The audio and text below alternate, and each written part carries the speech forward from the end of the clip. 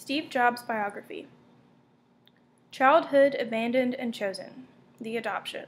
When Paul Jobs was mustered out of the Coast Guard after World War II, he made a wager with his crewmates. They had arrived in San Francisco, where their ship was decommissioned, and Paul bet that he would find himself a wife within 2 weeks. He was a tattooed engine mechanic, 6 feet tall, with a passing resemblance of James Dean. But it wasn't his looks that got him a date with Clara Hagelben, a sweet-humored daughter of American immigrants. It was the fact that he and his friends had a car, unlike the group she had originally planned to go out with that evening. 10 days later, in March 1946, Paul got engaged to Clara and won his wager. It would turn out to be a happy marriage, one that lasted until death parted them more than 40 years later. Paul Reinhold Jobs had been raised on a dairy farm in Germantown, Wisconsin. Even though his father was an alcoholic and sometimes abusive, Paul ended up with a gentle and calm disposition under his leathery exterior. After dropping out of high school, he wandered through the Midwest picking up work as a mechanic, until, at age 19, he joined the Coast Guard, even though he didn't know how to swim. He was deployed on the USS General M.C. Meigs and spent much of the war ferrying troops to Italy for General Patton.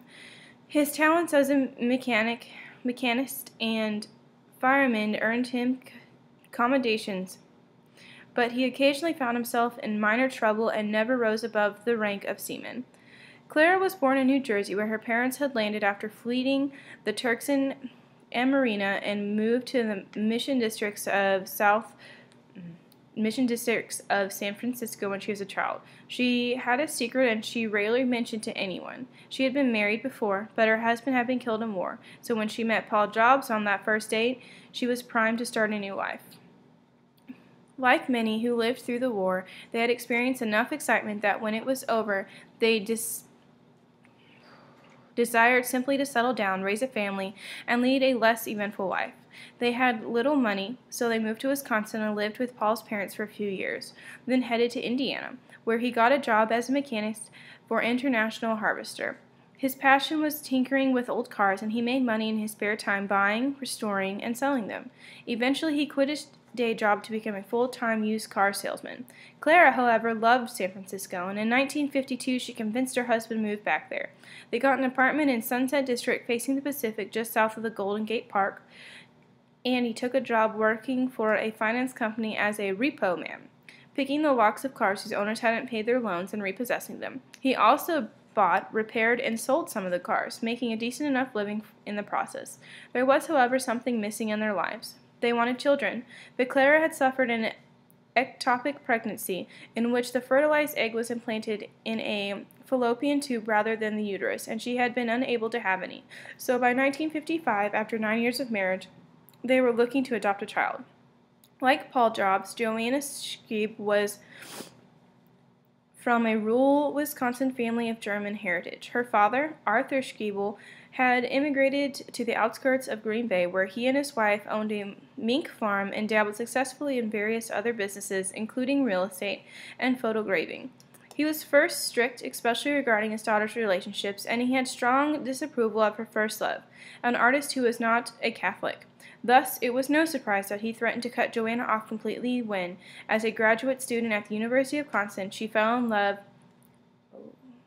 with Abdulafith John Jadali, a Muslim teaching assistant from Syria.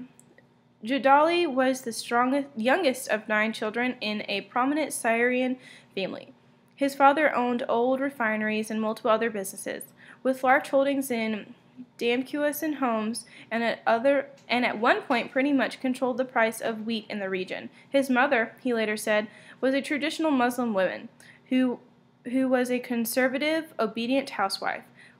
Like the Schiebel family, the Jadalis put a premium on education. Abdulafith was sent to Jesuit boarding school. Even though he was Muslim, he had gotten an undergraduate degree in the American University in Beirut before entering the University of Wisconsin to pursue a doctoral degree in political science. In the summer of 1954, Joanne went with Abdullah V to Syria. They spent 2 months in Homs, where she learned from his family to cook Syrian dishes. When they returned to Wisconsin, she discovered that she was pregnant. They were both 23, but they decided not to get married. Her father was dying at the time, and he had threatened to disown her if she wed Abdullah.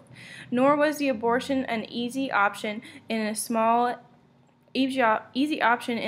Catholic community. So, in early 1955, Joanne traveled to San Francisco, where she was taken into the care of a kindly doctor who sheltered unwed mothers, delivered their babies, and quietly arranged closed adoptions.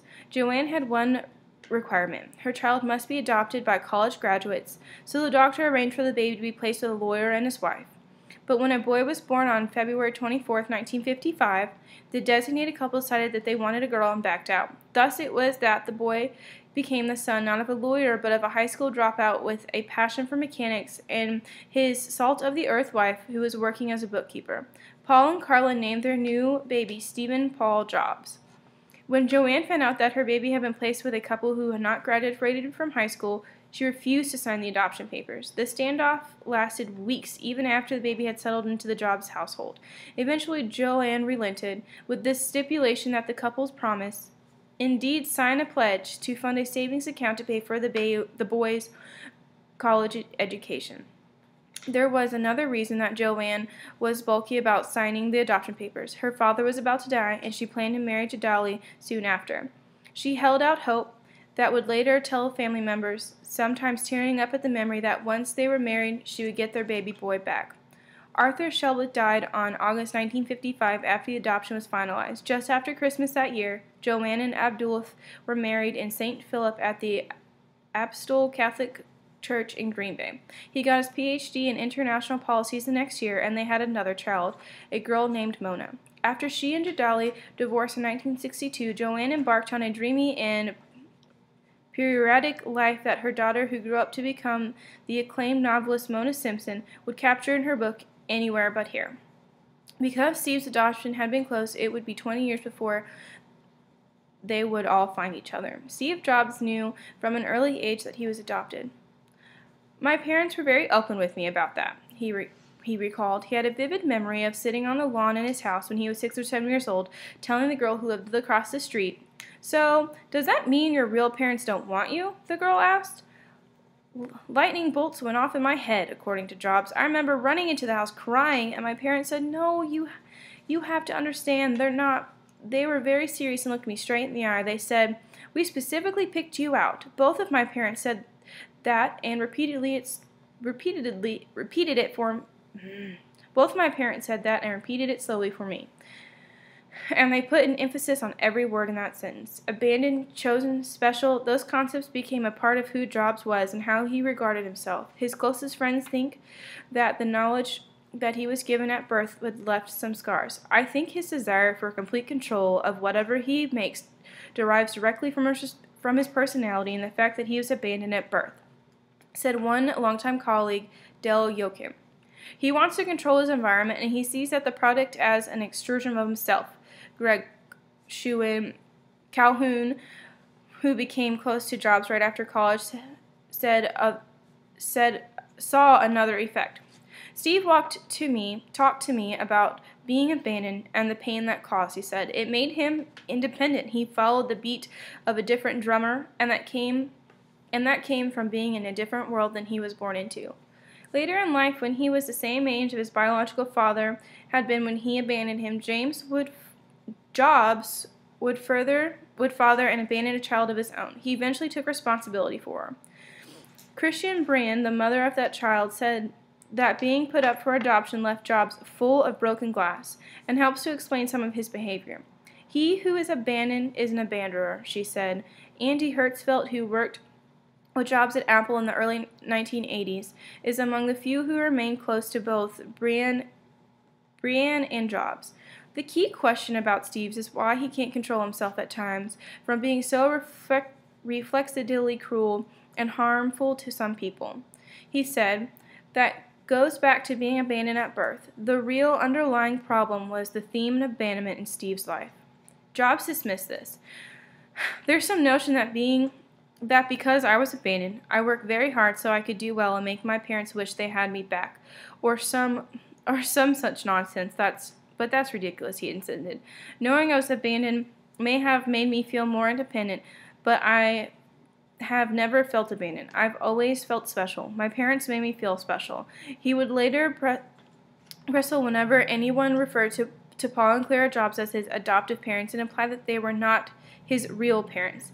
They were my parents, 1,000%, he said. When speaking about his biological parents, on the other hand, he was curt. They were my sperm and egg bank. That's not harsh. It's just the way it was. A sperm bank thing, nothing more.